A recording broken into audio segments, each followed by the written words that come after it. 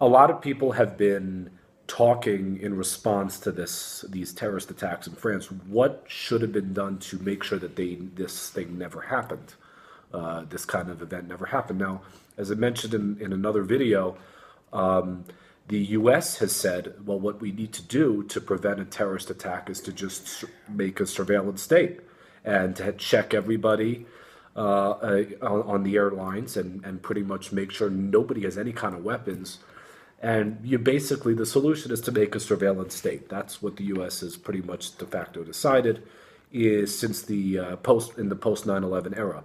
The question is, what could France have done about this? What are the things? And I think to me, two things kind of come up to my mind. Number one, they could have not supported the Al Qaeda, the Arab Spring in Libya and in Syria. And I am no defender of Bashar al-Assad in any way. I just no support of him at all. I don't have any sympathy for him. But he did make a few good points here in response to the French attacks. He said the West's flawed policies in Syria contributed or led to this terrorist attacks. He said the flawed policies pursued by Western countries and especially France as regards what's happening in our region contributed to the spread of terrorism.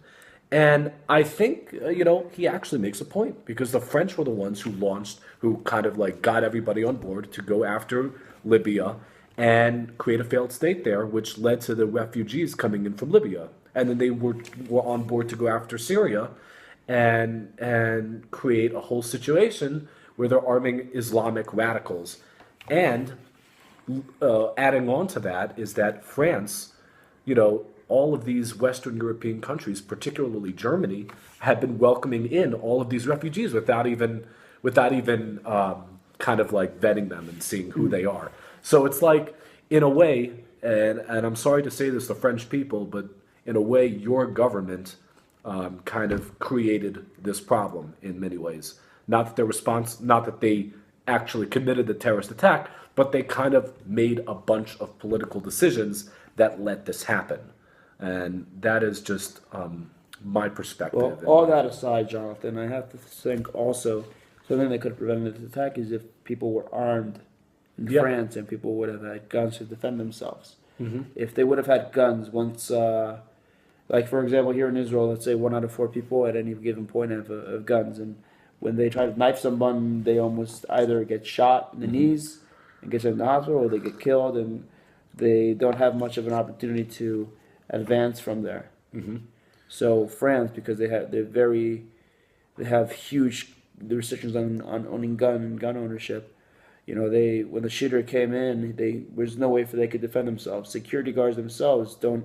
When I was in Spain about 2 or 3 months ago, and I was on the train in Spain, the security on the train itself, were people with batons. Wow, that was security. So if someone has a gun and gets on there and wants to do some bad, batons are. You don't never bring a baton to a gunfight. Yeah. I guess in that sense, what you're saying is they need to wake up to reality. If terrorists have guns and they have bombs, you don't fight them with batons. No. That actually rhymes, but I don't want to make a joke out of it. But I guess, that's a true saying. If you're dealing with terrorists with bombs, don't fight them with batons.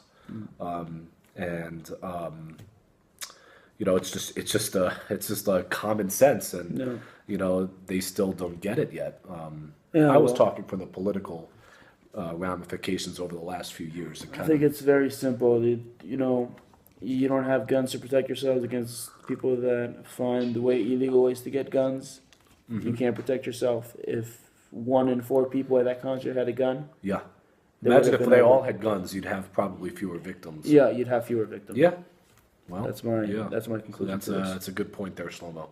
Good point.